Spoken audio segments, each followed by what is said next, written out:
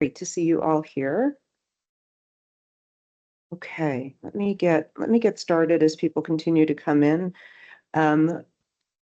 Welcome to CoachSource's First Friday webinar for June, and thank you all so much for joining us today. We always offer a particularly warm welcome to our current clients, as well as our not yet clients on the call.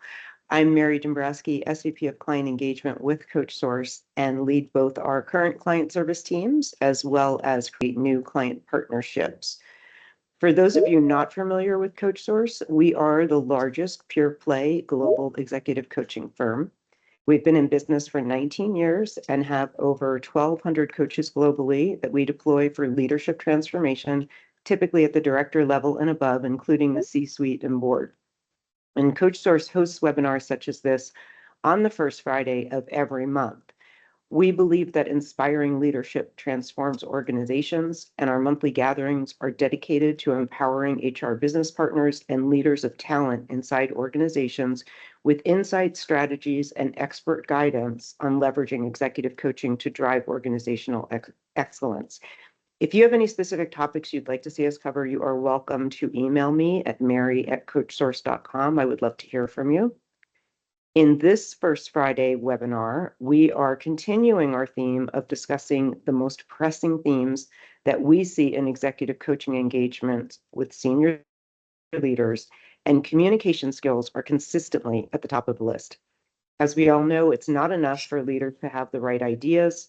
They need to communicate those ideas clearly, credibly, and convincingly, whether they're aligning teams, influencing a board, pitching a strategic vision, or responding to market pressure.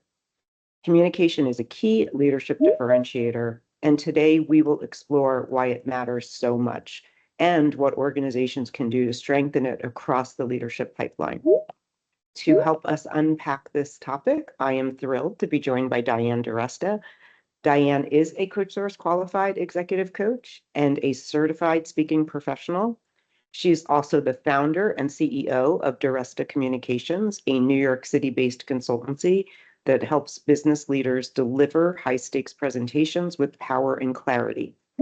Diane is also the author of Knockout Presentations, How to Deliver Your Message with Power, Punch, and Pizzazz, and has spoken on 4 continents. She's a past president of the National Speakers Association's New York chapter, has appeared on CNN, and has been quoted in the New York Times, Wall Street Journal, and other major media outlets. Diane, thank you so much for being here today. Thank you for having me. Great. Diane and I are going to talk for about 45 minutes. You are welcome to put your questions in chat during the conversation, and we'll also open for Q&A later in the session. Jason, let's start with a quick poll. Can you pull that up, please? Diane had asked to find out in the audience the different generations that are being represented. So we have 5 generations. Let's try this, Diane. We have the greatest generation, which we're actually celebrating right now. We've got baby boomers, Gen X, millennials, and Gen Z. If everyone could just pop in which generation you put yourself in. That's helpful in just out of curiosity, but also in tailoring the conversation today.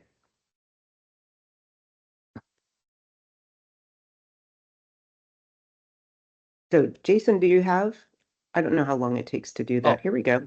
Yeah, the poll is in the chat. Okay, so far we've got 57% in Gen X, 29% in the boomer, 14% in millennial, and our Gen Zs didn't want to be here today. Okay, so Diane, let's start with why do you feel communication skills are consistently one of the top themes addressed in executive coaching for senior leaders? Well, communication is the glue. It's the foundation of everything. It's our humanity. It's a human skill. And not to be flippant, but in the absence of communication, there can be no business.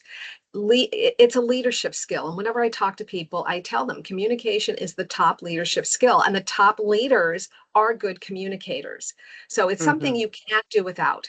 You cannot be an ineffective communicator and be an effective leader. They go hand in hand. Okay. And So from your experience, what would you say are the real business risks when senior leaders are lacking effective communication skills? Well, there are a lot of things. For instance, it affects morale. You know, the saying, people don't leave jobs, they leave their boss. So Mm-hmm. they don't inspire people. You get higher attrition rates. Projects don't get off the ground or they don't get completed. There are a lot of mistakes. It affects succession planning because they either can't get the people who they want to recruit, or they can't keep the people to have that succession. So there are so many downsides when people don't communicate well. It affects relationships, it affects everything. Yeah. Yeah, I'm thinking too, as CEO and, being able to communicate up to the board, being able to communicate down to Mhm. the leaders, giving marching orders and inspiring the whole organization, Mhm. right? Just to name a few. Okay, so let's move into talking about um, measurable business outcomes, because we always want to get into a place where we can look at what the actual outcome is on business when we make changes and we're able to affect change in improving communication skills or any other of the, we call them soft skills, but they're Mhm. really, you know, um, they're really critical. So soft skills really undersells the importance of it. Can you share some examples of how enhanced communication skills through the coaching work that you do has led to measurable business outcomes?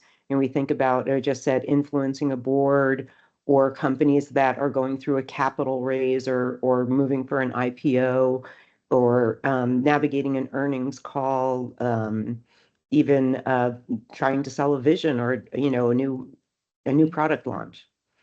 Definitely. First of all, this is my pet peeve when people say you do soft skills. Really? Well, it has a hard dollar bottom line result. It is one of the most critical skills for business and leadership. But let me give you an example. I worked with the CEO of a vaccine company, and he wanted to convince the executive committee to build a vaccine facility overseas. Now, it would cost $300 million just to build. There was no guarantee of success. And then there'd be 3 years of clinical trials after that. So this was high stakes. So what he did is he engaged me in a coaching relationship.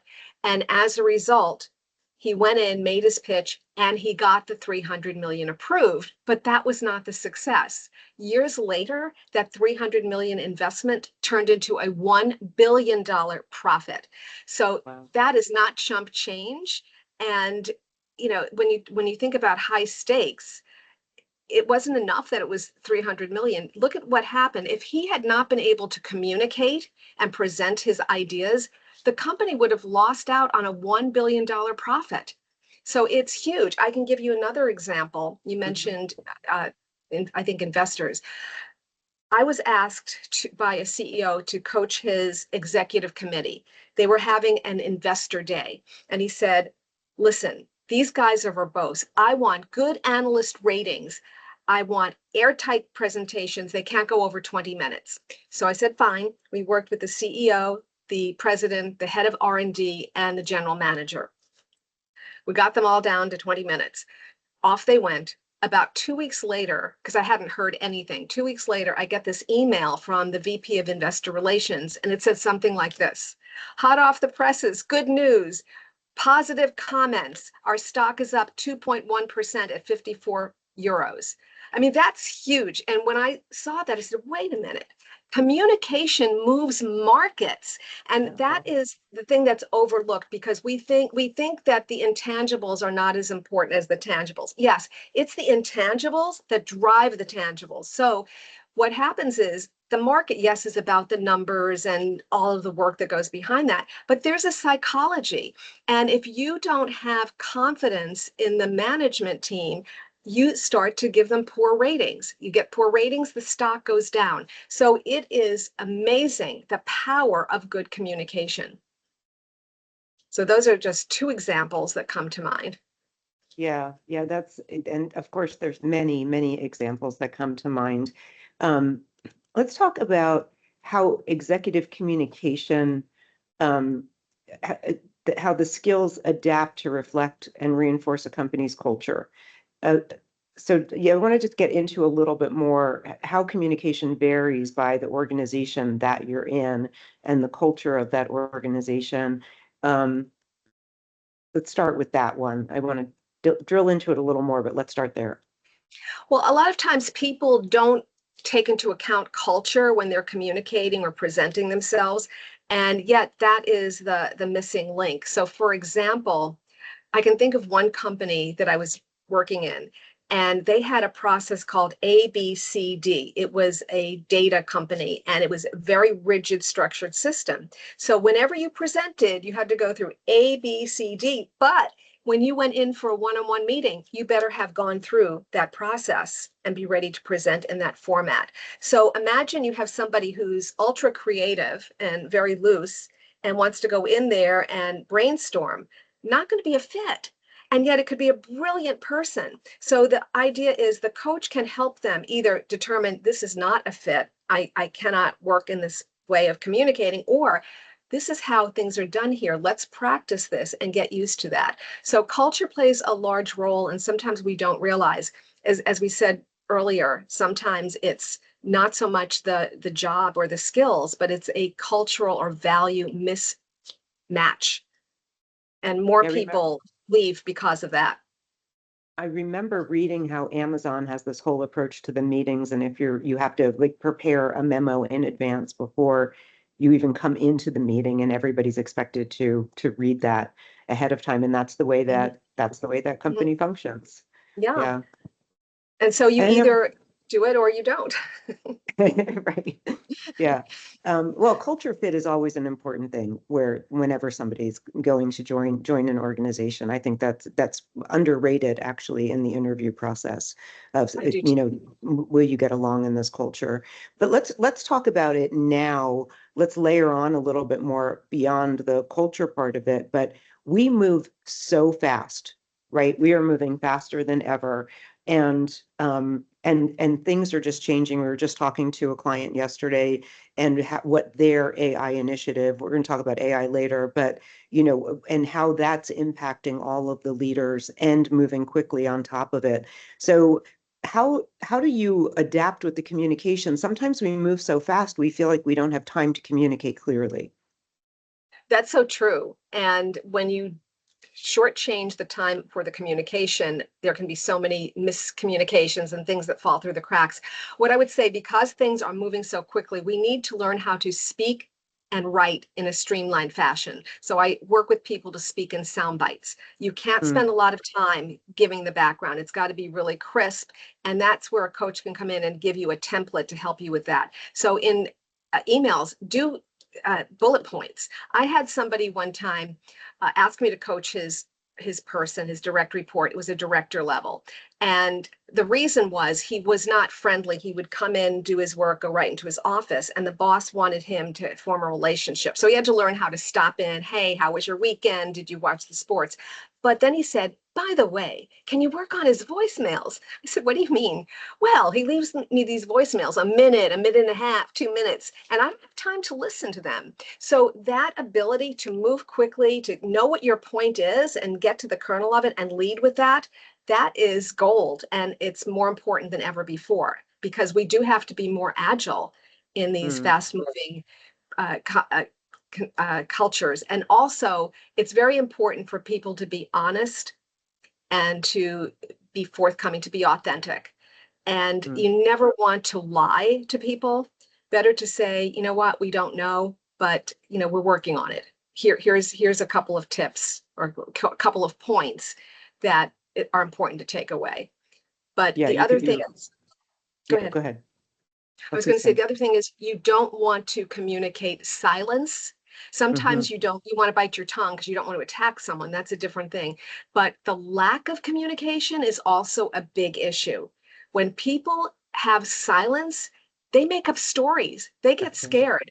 I remember, this is not coaching, but remember when Princess Catherine had the abdominal surgery and there was nothing coming from and people are making stories. She's dead. No, but this is what happens. So leaders need to communicate make it streamlined, but communicate. Don't be silent. That's a really important point, and I think one that's overlooked is that in that silence, as you said, people will make up alternate narratives, and you Yeah. need to clear that up. Let's shift a little bit. Let's shift a little bit, and let's look at helping. We have a lot of leaders of talent on the call, and let's help them identify which senior leaders would benefit most from executive coaching or even group coaching and training that's focused on communication. Are there any signs or patterns to watch for? Well, first of all, are they high potential? Are these people that you really want to keep and invest in? One tip might be that they don't present themselves well, but they're smart, brilliant, etc. What I find is that people, when they, let's say when they get promoted or they want to get promoted, the audience changes. And so now they have to show up differently, but they don't know how, and they don't know that they need to do that. So I would say one sign is, are they up for a promotion? Are you considering them? You may want to get some coaching for them. If they're not great at presenting, but they're great at doing their job, a coach can help with that. If they tend to be quiet, they're not visible, again, that might be an opportunity for coaching. So it's taking someone who has all the potential, but they're not realizing the potential. I'm not recommending if someone's on a performance improvement plan, that's a different thing. But these are people who have the ability, but for some reason they're not quite there. And that's where they can really elevate themselves. So would you use assessments in that process? Have Yeah, you ever? sometimes. Mhm. Yes. And one of the things that I do is I put people on video and I watch how they present themselves. Or sometimes we'll do something self-scoring. I'll speak to the manager and get their input on that. Yeah. Okay. Okay. Oh, I want to move over, because one of the things that CoachSource is known for is working with people with a high technical skill or a high level of expertise in some area, and then helping those leaders transition to being leaders of people, right? Stepping away from being in the doer role and being so good at that to leading other people in that doer role, which is the delegation. But then it also, of course, brings in the communication side of it. So, and you and I talked about this in the pre-call. So we often see these technically brilliant leaders struggle to advance because of poor communication skills. And why is it that communication, not just expertise, is so often a deciding factor in who makes it to senior most levels? Because you're dealing with people. And so a leader needs to have people skills, that emotional intelligence, and to be able to manage. And I remember, I think it was General Motors at one point had two tracks, the technical and the managerial, because not everybody, the only way you could advance in the past was through management. So they created two separate tracks. I think it was General Motors or General Electric, one of them. But they really do need to have those skills. And I see this all the time. I get a lot of people who are technical experts, subject matter experts, brilliant, but they don't know how to communicate. And so they have to learn how to present themselves, how to organize their thoughts, how to read the room, how to connect with people. I gave you that example of the director who would go into his office and work and not build that relationship. So sometimes they don't know that. I worked with a group. There was a problem in their department. And one of the things I did is I did a disc. And not only did they take that, but they had the whole written report.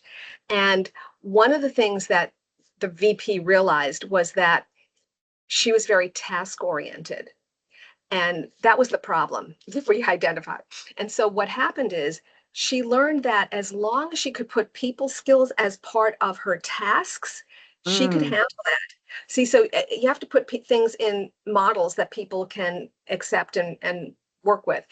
The evidence of this was there was a snowstorm. So people were not in the office. And she started calling people to see how they were doing. And her husband said, "Why are you doing that? That's not your job." And she said, "Yes, it is." So that was a real transformation there. So yeah, that people love the technical, they're good at their job, but now they have to have a different format. They have to think differently. We also, when we were talking about this session last week, you gave me the example of somebody at a really senior level who almost lost his role because Yes. of the Okay. communication. Could you just tell that a Senior. bit? Yes, because this was amazing. Senior Vice President of Tax. So this was the guru, the number one person in a telecommunications company. Nobody knew more. He was the guy. He was in danger of losing his job because the CEO was frustrated and was getting ready to get rid of him. And it was because he couldn't come up with a definitive recommendation. So when I spoke with, and to make this worse, the CEO was European, so he knew VAT, value added tax. So there was a lot of confusion. So when I spoke with the senior VP, I said, well, why can't you give a recommendation? Well, I have to explain things. I have to know this and that, and then he has to know what'll happen and the repercussions. So I said, all right, let's say you did all of that. What would be your recommendation? And he knew it. So I said, go in next time. I want you to lead with a recommendation. Then you can tell him, here are the pros, here are the cons, etc. So fast forward, it worked. Next time I speak with him, he said, I have another meeting. It's going to be by phone, and I have 5 minutes. So I thought, oh no, my heart was in my mouth. And I said, we're going to practice, and you have to promise me you're not going to go over 5 minutes. And he said, okay. So I followed up and I said, how did your meeting go? And he said, oh, I think it went well. How long were you with the CEO? An hour. I said, what happened? Well, I gave my 5-minute presentation, and then he kept asking question after question after question. And I said, congratulations. Better to be asked to remain at the table than to be asked to leave. The HR person said that she was so relieved that she did not have to give a pink slip. So when you talk about technical expertise, imagine the loss to this company with someone of that knowledge base. Yeah. And the cost, I mean, this is how people can document this, the cost based on his salary and the time to replace him. So that's the power of communication. It actually can save jobs as well as elevate people into new jobs. And what would you say was the amount of time that from when you came in to when that experience happened for him? I believe it was 3 months. Okay, so really a relatively short amount of time to be able to turn that around. The estimate is, especially at very high levels, that it's 300 to 400% to replace somebody at high level. So, between, yes, the loss of the expertise, the loss of work that's being done while you're filling that position, that work having to be put onto other people, the cost to go out and find the new person and get them up to speed. So there's a lot of opportunity cost inside there in addition to hard costs. So you're talking about making an investment in a 3-month period, being able to turn around a situation. Of course, the individual has to be coachable, right? Yes, that's the big key. Yeah. And that's one of the things to look for too. To go back to your other question, another thing to look for is, are they coachable? And sometimes they really aren't. I was working with, was doing some sales presentation training, and there was this one person who did not participate at all. But yet, if you asked him any question, he had the answer. So you knew he had the competence and the intelligence. He had no interest in being part of a team. And I wasn't the only one who said he's not going to make it. And so you identify someone like that, brilliant. You'd be good in consulting, but he was not going to be a team player in this company. So that's another thing that a coach can point out. Yeah, and that goes back to the cultural fit we were talking about before too. Yeah. Okay, so we did our poll about the generations on the call today, and we are at this unique time where we actually have 5 generations still in the workplace now. And we've got digital natives, and we have people who are clearly not digital natives, and everything in between. And that, of course, is affecting our communication, right? Those of us who at one time actually had to write letters, and write memos, and now we're texting and doing a thumbs up on a text message as communication. So let's talk about why it's important for senior leaders to recognize and adapt to the generational differences in communication styles. They have to, because if they don't, they're going to be losing them. And they do communicate differently, and some of them have different values. So the millennials and Gen Z, value lifestyle balance. And Mhm. so one of the ways to motivate them would be time off or those kinds of things, or more flexibility in their schedule. That's why it's hard getting people back to the office now, because they've got that balance being remote workers. So CEOs, leaders need to understand who's in front of them. They need to understand the values that drive that generation, and then work with that and communicate in a way that they can understand, but also that shows that you respect their differences. It is a challenge, and there are ways that you can work with that. So, for example, one of the complaints I would get from my clients are that, oh, I'm working with millennials on my team, and they want success right now, and so they'll leave. So, what can you do to keep them there? I remember years ago, the advertising industry really didn't provide training for their people. And at one point, they brought people in and to do training and to offer that. And what they discovered is the young people were staying because they felt that the company was investing in them. Mm. So it's communicating in a way that they value. And it's not an easy feat. I always remember the movie The Intern with Robert De Oh, Niro, yeah, because I saw yeah, that. having the generations can be complementary.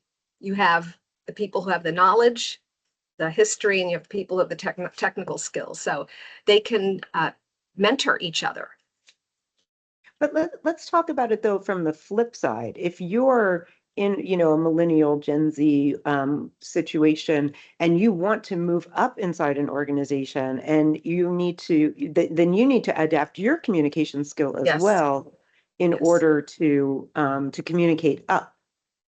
absolutely. I always tell people, know yourself, know your audience, and know your message. So when you want to talk to your boss, you have to communicate in one way. When you're communicating to your colleagues, that's different. And when you're communicating to someone who reports to you, that's another way of communicating. When you're communicating to clients externally, that's different. So the key here is flexibility. Regardless of your generation, if you are willing to be flexible and adapt, you can be really successful and you can move up. But it's going to be a challenge. This is where the coach comes in, where the coach can help you to learn, here's how you talk to this generation, or this is how you talk to this level, and give them the tools and give them the encouragement. I'm going Yeah. to throw a little bit of a curveball, Diane, because it strikes me that in our last 3 sessions, we've done executive presence, influencing others, and communication skills. But really, they're like all part of, Mhm. the same, they're all similar. In influencing others, we talked about how you map out who do I need to influence for this decision that I want to Mhm. make, and what's going to motivate them, what's going to get them to come around to see, right? How do I address that? And then, of course, executive presence kind of ties it all together in terms of, having the gravitas to Mhm. get that through. Can you speak to that at all? How they interact and play together? Well, I think it's under the umbrella of communication. I actually Mm. people I get requests for executive presence. And what that means is there's a leader who is bright, competent, but they don't have the presence. And so they send them to me because they don't know how to do it. One example, a woman said to me, I can't promote my direct report. She should be VP.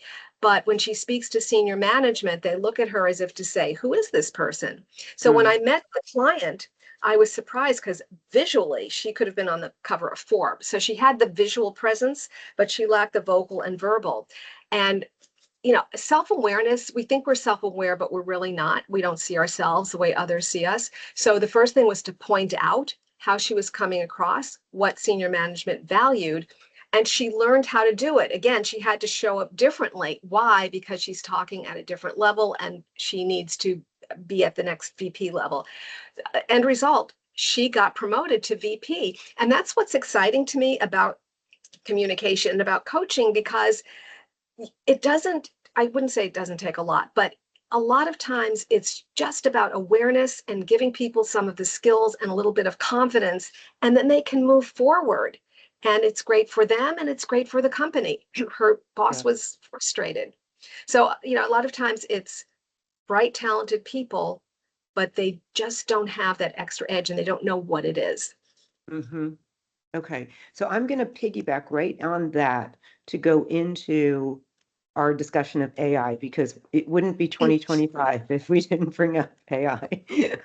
So with it rapidly advancing, organizations are exploring automation for communication tasks. So where do you see the line between what AI can do and what still requires human leadership presence and emotional intelligence? All right, so I love AI, and I don't think it's going to replace humans. I'm not so worried about that. There will be jobs lost, but there will be new jobs that are created. AI has its place, but it isn't human, so it doesn't have the soul or spirit. So what can a coach do that AI can't do? They can be a cheerleader. They can build your confidence. They can show empathy. They can be real and authentic. They can relate and build a relationship. AI doesn't do that.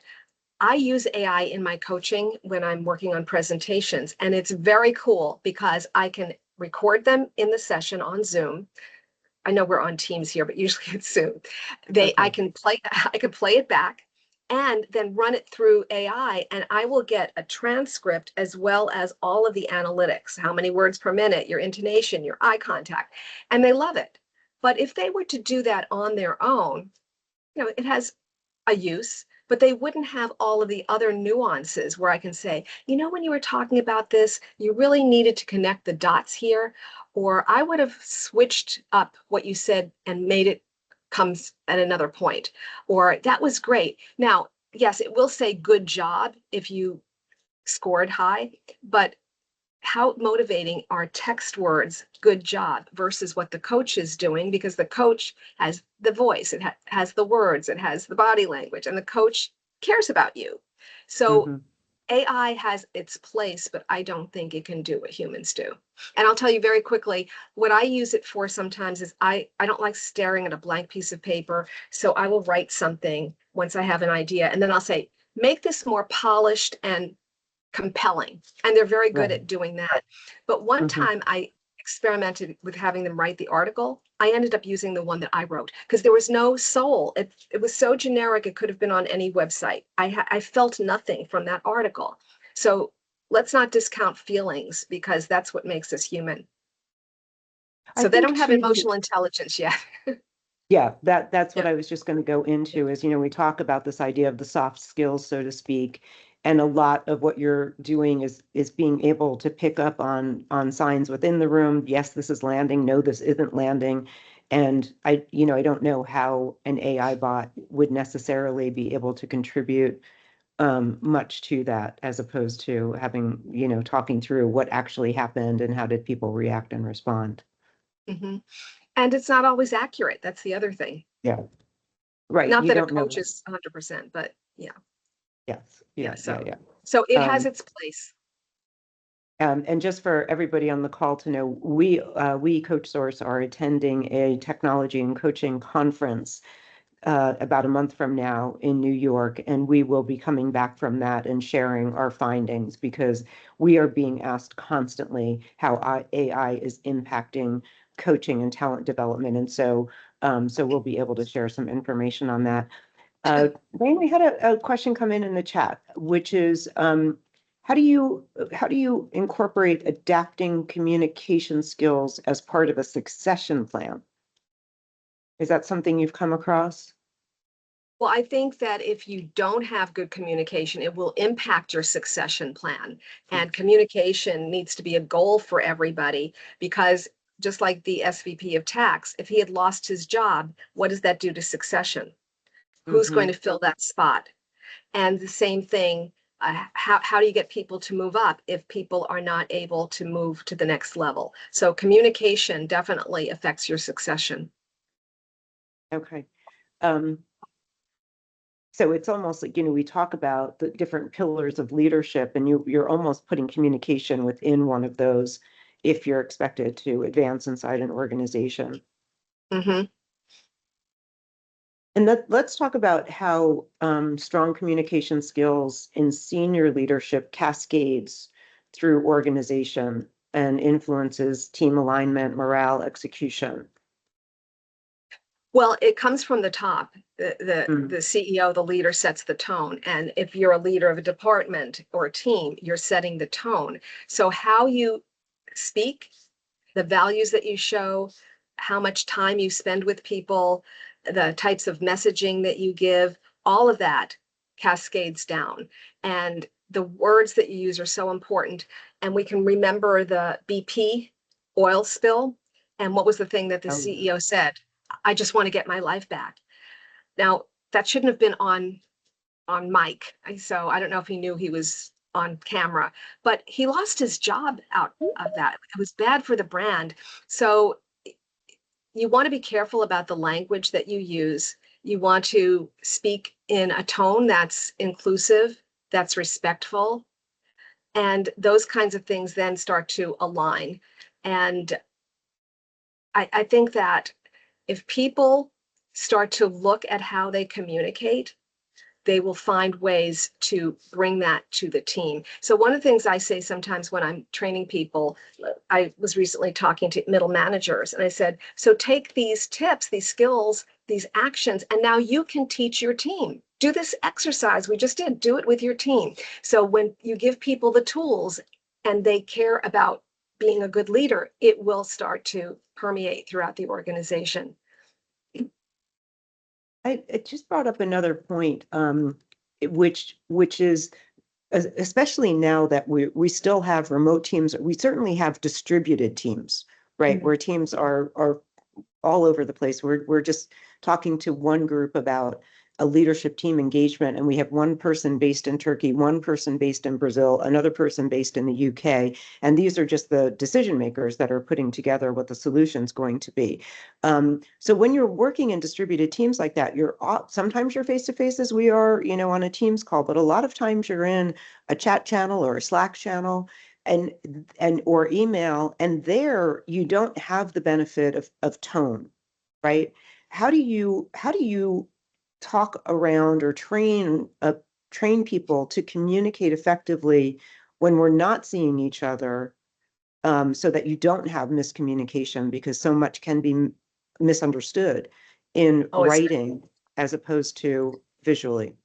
and especially when you have different languages, when Hmm. you're different, That's true. Cultural. international. Mhm. Yeah, there's a lot that can fall through the cracks and be misunderstood. So you need to take a little extra time in composing that message. That's why people use emojis, because even though it's not professional, it can lighten up, or even an exclamation point. I know when I see someone, they'll say, "Thank you, Diane!" Exclamation. Okay, they really appreciated it. So there are some kinds of punctuation. I know it sounds so minor, but it's hard to get tone through the voice, through written word. Or you could do some video emails. There are products like Loom, and if it's a short message, you could do that. And I would recommend doing something like that if it's acceptable in the organization, at least in the beginning when you're introducing yourself so they see a face. The other thing you can do is have a photo of yourself so at least they see a person. Or if you're Mhm. doing a Teams meeting, you can have a picture, a group shot, and it could be on there on the slide. So again, they don't feel like they're talking to empty air. But it's a real challenge. And part of that is cultural communication. So if you have people from different countries, then it behooves the organization to do a little training on that so people understand. I remember when we had in-person training, there was someone from Brazil and he was late. And the leader was trying to explain they don't have the same punctuality that we have here in the US. So he's not being rude. It's just a different culture. So those kinds of things can be helpful in avoiding misunderstandings. Mm-hmm. Mm-hmm. It's interesting, video has such a resurgence right now, right? Where there's just more and more, even podcasts are moving to video. And um, I've noticed that we're getting more requests. Could you just record a quick video about this? Yeah. And one of our clients just asked us, as we are onboarding new leaders into a coaching program, can you give a quick video that's like a welcome and what to expect? We used to, we have those materials in print, but I'm noticing lately we're being asked to do more of that in video. Yeah, people want to have that relationship. They want to know you. They want to see you. And body language is the majority of the language of the message. I remember a colleague was experimenting with coaching by text. And I said, why are you doing that? And she said, well, the millennial generation wants that. And it's an experiment. So I signed up. But I thought about it. You have no body language and you have no tone. You're missing 93% of the message. So that is a real challenge. So people are saying, I want video for that reason.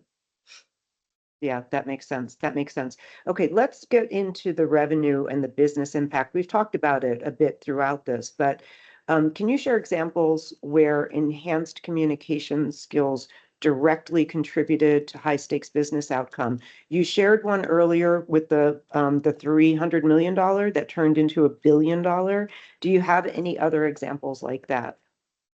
Well, certainly the stock price going up in Wall Street. But let me think for a minute.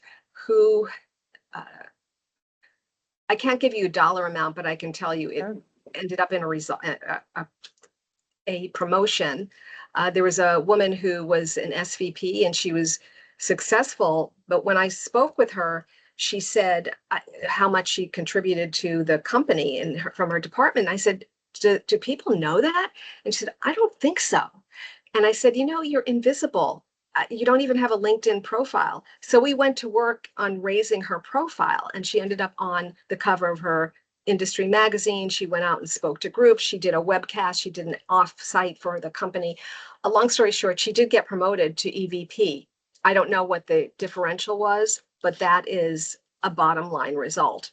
So that's important. I was working with the CEO of a startup in cybersecurity, and she came to me because she said, I know I take too long to get to the point and I see eyes glazing over. So of course, she's pitching for funding. So we worked on her origin story. We shaved off about 2 minutes. She went out, did it. And then I got this email almost immediately. Oh, the VC just said, wow, what an origin story. So she went from, confusion to wow, right? So I can't tell you what she got because I was not privy to that, but that helps the bottom line. Yeah, and it's also just the idea that if you have somebody in the organization already and you're able to improve their skills such that they can continue to get promoted and rise up, it's so much more efficient than having to go out and start again. Right, and Absolutely. have somebody leave and do that. Yeah. And Okay, we're going to go over to Q&A in just a minute, and we have a question in the chat that I'll pass along. But I just want to let everybody know that we are going to skip July because it's a July 4 holiday. So our next First Friday is actually going to be in August, August 1st.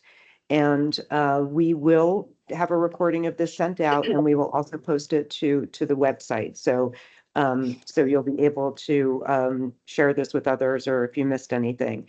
And I also want to remind everybody that CoachSource is here always as a thought leadership and strategic partner. And if anyone wants to talk further about how executive coaching can support your leaders in addressing your organization's challenges, you're welcome to reach out to me or to your CoachSource client service director. Okay, so question in the chat, Diane, what are your top 2 to 3 tools that you use to support leaders with improving their communication skills? Well, video. Everybody goes on video. Are you still with us, Mary? Yes, I'm going to yes, continue. yes. Oh, okay. Yes. Everybody gets video because it's the best coach. It shows you what's working and what isn't. I also help people become their own coach. So I train them on what to look for. I also, the second thing I use are analytics. So they not only get my coaching, but they get the data. And sometimes people can say, oh, well, there's just the subjectiveness of it. But if you're looking at the numbers, they don't feel that way. And the third one is, I can't remember what I was going to say. So video, analytics, and I think just discussion on helping people with their mindset so that They Mhm. identify pretty early on with their limiting beliefs. And then we do a lot of reframing, because you're not going to make changes if you're holding on to the old beliefs. So video, analytics, and mindset work. Okay, that's great. Yeah. I think too often that we take that mindset piece out of it and don't recognize how much it actually does impact so many things. Let's say for the HR and talent leaders that are trying to make a business case internally around improving communication skills, what's one message you want them to take away about investing in coaching or training for communication skills? Well, one is a mindset shift. Stop thinking Mhm. of it as soft skills, because it's so much more than that. I would also say make sure that you can prove the numbers, because when you're selling something to the top, they want to know that they're getting an ROI on it. And you can do that. You can start collecting that kind of information, even if it's someone got promoted and what was the salary differential. Right. Or maybe you increased morale. Well, what did that mean? What was the percentage before versus after? The Mhm. attrition rate? So those kinds of things are important. And I would just say that speaking and communication are what make us uniquely human. So when you are thinking about coaching, remember that everything is communication. And the number one business skill, according to how I believe, is communication. So this is an investment. It's a business investment, just as technology is a business investment. Right. You know, the part of it where you're looking at the CEO who was able to make that argument to do the investment in the plant that then produced the extra billion, you know, there are those really tangible examples that are out there. I also think because we're always asked about, you know, the ROI on coaching, and I think that retention is a great tracking metric for that, Mm-hmm. right? Because as you said earlier, Yes. we all know people leave leaders, they don't leave their roles. They leave poor managers or tough work situations. And so if you're tracking your retention numbers, you can certainly track within the population that's receiving coaching and the people that are below them as a metric on that. And I think promotion is another, because as people are advancing through your organization, you're not having to replace them. And so that's another metric that we can put in there. Mhm. Um, so a question came into chat. What recommendations do you have on effective, crucial conversations? So when you're talking about just one-on-one communications, I'm sure that that comes into your work as well. Yes. I would say this is again where a coach can come in, run it by somebody, and then write it down and then practice it, but also Mhm. work on your emotions before you have that conversation so that there's no leakage. Really understand your mindset at that time. How are you feeling? And be very clear about what you want as an outcome. And when you're having those crucial conversations, listening is probably the most important part of that. So if you Mhm. can ask for their input, listen to what they say, empathize, uh, thank them for having the conversation. But a lot of it is preparation, and I always say it's 90% preparation and 10% delivery. And again, getting control of the emotions, because if you haven't done that yet, you're not ready to go out and have that conversation. Okay. I'd say Is role play. role play. Yeah, yeah. Always a good idea, especially if it's a really crucial conversation. If anybody has any additional questions, I don't see anything in our chat right now, but if you want to raise your hand or put a question into chat, we're happy to address those. Um, was there anything else, Diane, that you wanted to communicate today that we haven't gotten to? I would say that communication is the critical leadership skill, and it is the critical business skill. You can't be without it. And so coaches can be a tremendous resource in elevating the communication, not only of their leaders, but of the whole organization. And I would aim to make companies a coaching culture. because Mm. what happens is when that's going on, then it starts to trickle down. And I saw that even with seventh graders. I created a confidence class in my neighborhood for 10 seventh grade girls. And what happened is when they would go back in the classroom, they would say things like, feet, don't cross your legs, or bring your hands up. And they were coaching each other because they had the same skills that I taught adults. So that's what happens in an organization. It becomes part of the fabric. And then you have more communicators that are effective. And I'm recalling as I speak, I was speaking at a college one time. And so I was there early and they had a buffet meal. And I was talking to the students and they were all engaging and reaching out and having a conversation and were very proactive. And I noticed it. So when the president came in, I said, I noticed how forthcoming the communication is with the students. And she said, oh, well, we realized that they would not get this normally. So we got a $5 million grant and we created a communication program. It Wow. showed I had no knowledge, but I noticed it. So that's Yeah. what starts to happen. Interesting. Oh, that's so interesting. Jason, I see Steve Disselhorst has his hand up. So can we unmute Steve so he can ask a question? I think I can do it. Steve, are you? Looks like he's still muted. Can you hear me? Yes.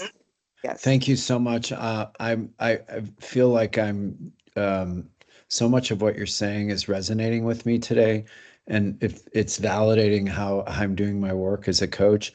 I'm curious. I often use the nonviolent communication framework for crucial conversations because it really allows folks to understand what their feelings are and their values. I'm curious what framework, or if you're really trying to coach someone through, what frameworks do you use with your clients? Just general frameworks on, first of all, being clear of your intention. That's really clear, really important. What is your intention in this communication? And then being clear about what you want as an outcome, and then having an opening line that is not attacking, telling them what they want to talk about, stating what the issue is, asking for feedback, getting questions in the open, and then coming to an agreement. So more like a mediation type of framework. Yep. Yeah. Great. Excellent. Thank you. Thank you, Thank Steve. you. All right, Diane, I don't see any other questions in the chat. This has been I do have something I want to say though. Can I just? Yes, of course. Yeah. Of course. We didn't really mention men versus women. And that becomes an issue because women have a harder time sometimes in leadership.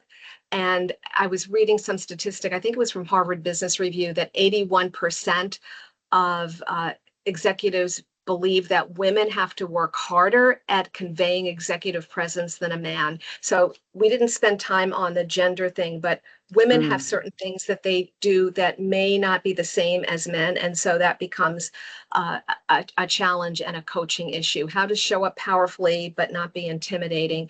And if I have a moment, do I have a moment? Yes, we have 5 minutes left. Let me give you a quick story. There was a woman who was a rock star, 6 promotions in 9 years, and now she was promoted to CEO of a spinoff of a major Fortune 500. What was different is her audience changed. Now she had the board, all male, and the chairman of the board from the Fortune 500. Her boss came to me and said, Diane, she's too feminine. I can't tell her that. So I had to figure out how to get the message across without saying that, and how to help her show up differently, but still maintain who she was. She finally learned how to do that. And as a result, 3 people after the meeting came up and said that she did a 180 in her presentation. So sometimes we all have to show up differently at different levels, but sometimes it's even harder for a woman because she was very effusive and her team loved her. She was very well respected, but the way she had to show up was a little bit more formal and less, quote, feminine in this particular situation. So there's a whole thing about coaches helping that transition as well. You know, that we can add something because we'll do a recap of the presentation today and we'll put it into a blog post on our website. So we can just add a little bit more about that when we publish that article so that we're covering that. I think it's an interesting point that you're raising. And yeah, we really could do a whole nother session just on that topic. Okay. Absolutely. All right. Well, thank you so much, everybody, for being here today. We will see you again in August. And Diane, thank you for being so generous in sharing your knowledge and expertise. Thank you. Thanks, Mary. Okay. Bye.